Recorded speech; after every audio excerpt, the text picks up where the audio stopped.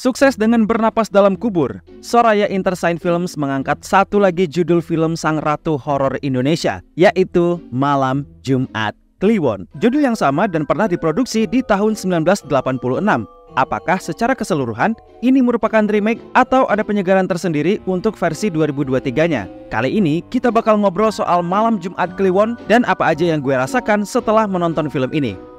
Variants, here we go! Di versi kali ini, Luna Maya akan berperan sebagai Suzana. Bukan karena nama asli sebagai aktor, melainkan lakon yang dimainkan kali ini. Di sini dia diceritakan sebagai gadis desa yang cantik dan punya kekasih hati bernama Surya. Hidup di era 1986 dan tinggal di pedesaan area Jawa Timur. Mereka hidup selayaknya pasangan kekasih yang romantis dan harmonis. Suatu ketika, Surya memenangkan kompetisi dengan hadiah seekor kambing yang sehat dan besar. Nantinya, kambing ini akan dijual untuk mahar pernikahan mereka. Lalu batal karena satu dan lain hal. Di desa ini ada seorang yang kaya raya bernama Raden Aryo. Beliau terkenal seorang rentenir yang arogan dan punya pengawal yang hebat. Suatu momen menceritakan kepada kita jika orang tua Suzana punya hubungan dengan Raden Aryo yang membuat Aryo ingin menikahi Suzana yang saat itu berumur 20 tahun. Pernikahan itu pun terjadi dan Suzana terpaksa meninggalkan Surya, sang kekasih hatinya itu. Berniat untuk mempunyai keturunan, istri sah Raden Aryo yaitu Minati terlihat tidak senang meskipun pernikahan sudah dilaksanakan. Minati pengen mencelakai Suzana dan bahkan berniat ingin membunuhnya lewat jalur yang keji, melalui dukun santet bernama Kijaya. Misi pembunuhan tragis pun berlangsung pada malam Jumat Kliwon dan anak Suzana pun lahir dengan selamat. Meski cara melahirkannya sangat berbeda pada umumnya. Suzana pun tewas dengan punggung yang bolong dan jasadnya dikuburkan malam itu juga. Lalu ada satu momen mencengangkan yang akan kita lihat bagaimana Suzana bertransformasi menjadi arwah gentayangan dan hidup dalam wujud sundel bolong yang menuntut balas. Bisakah Suzana membalaskan dendamnya terhadap Raden Aryo dan cecunguknya? Atau justru ada situasi lain yang mengharuskan sundel bolong gagal menyelesaikan dendamnya? Silahkan kalian cari tahu sendiri dengan menonton langsung filmnya di bioskop ya. Setelah selesai, kembali lagi ke sini dan kita diskusikan bareng soal Malam Jumat Kliwon versi kamu.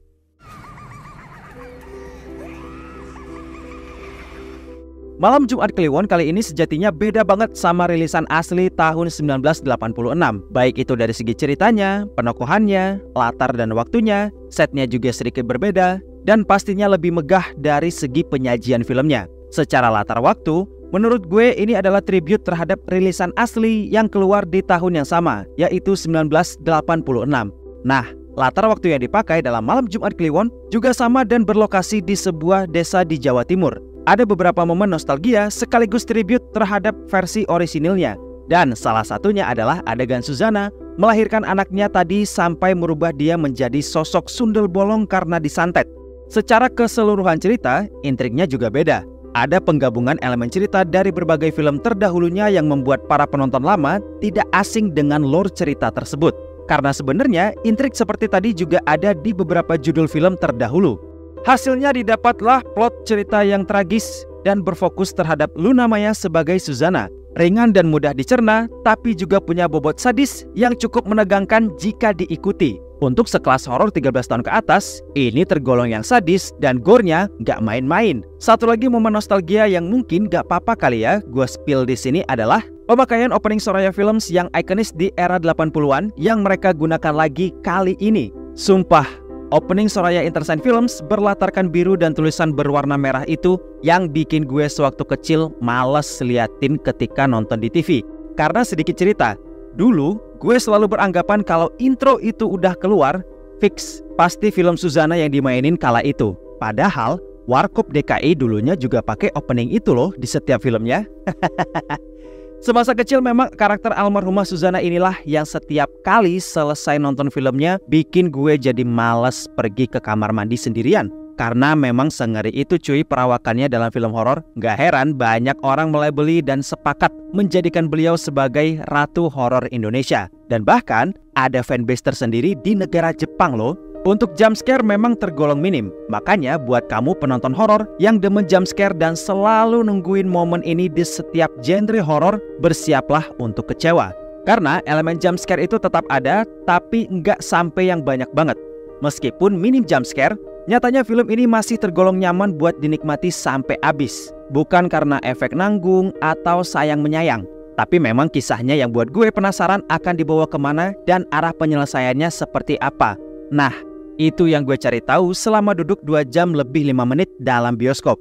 Yang bikin betah lagi pastinya di momen komedinya. Film horor khas almarhumah Suzana dulu nggak cuma menekankan dari sisi drama dan hal mistis belaka, tapi juga elemen humor yang buat filmnya jadi tetap menarik. Kamu juga bakal dapetin momen komedi yang siap mengocok perut kamu. Duet aktor dan seniman legend seperti Om Adi Bing Slamet dan Bang Opi Kumis tergolong berhasil banget bikin ketawa status studio. Berperan sebagai hansip bernama Japra dan Rojali. Memang terdengar Betawi banget, tapi konyolnya astaga, gak ketulungan. Gak cukup 2, Mas Guntur juga nambahin Ence Bagus sebagai tukang bakso sebagai penyedap lainnya untuk urusan komedi. Nambah deh tuh ngakaknya. Untuk urusan sinematograf memang tergolong ciamik meskipun masih ada color grading kuning yang sedikit ganggu sebenarnya, tapi enggak merusak kualitas si ceritanya kok. Kemudian hal megah lainnya juga ada di scoring music dan soundtrack bikinan Kak Melly Goeslaw yang mewarnai bumbu perbucinan antara Suzana dan Surya. Ini adalah hal mewah lainnya juga yang dimiliki oleh Malam Jumat Kliwon buatan Soraya Entertainment Films yang berhasil mempertahankan scoring music yang apik setelah bernapas dalam kubur waktu itu. Cuma gue sebagai penonton merasa soundtrack tadi belum cukup meluluhkan hati karena gue merasa bagian ini rada terpotong karena cuttingnya yang buru-buru di bagian awal.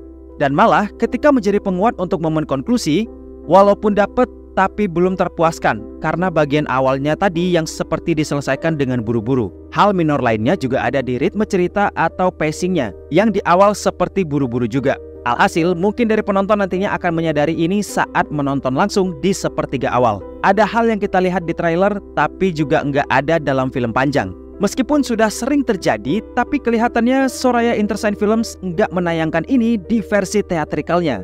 Kembali ke scoring music, hal mengganggu juga sebenarnya ada di paruh terakhir, di mana momen pesta diselipkan musik latar kekinian banget, yang menurut gue kurang cocok dengan tema dan suasana yang udah digaungkan di awal cerita. Ya, singkat cerita ada musik pengiring kayak lagu DJ TikTok gitulah di momen itu yang bagi gue, itu malah merusak si musik tradisional di dalamnya.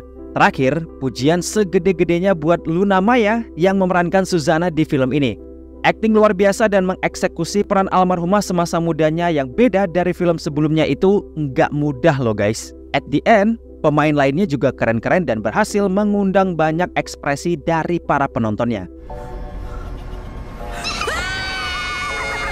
Overall, film ini menurut gue masih layak banget buat kamu jajal di weekend atau di weekdays juga boleh. Karena tergolong film yang masih layak ditonton, bobot cerita yang pas dan lengkap dengan tragedinya, lalu komedi yang pecah, terus mewah juga dari scoring music dan soundtracknya, terus para pemain yang berakting bagus-bagus. Gue jujur berharap sekali kalau Soraya Entertainment Films mau merilis Malam Jumat Kliwon dalam versi extended dan uncut version. Yang mana harapan ini semata karena belum puas dengan editing dan cutting scene yang belum membuat simpatik karena imbas dari pacing yang terburu-buru tadi. Semoga ya hal ini bisa kejadian beneran walaupun melalui streaming nantinya ya, variants. Akhir kata gue ngucapin terima kasih buat kalian yang udah nonton, like, comment, subscribe, dan share video pembahasan ini. Terima kasih juga untuk super thanks kalian dan terima kasih yang sudah bergabung di membership community.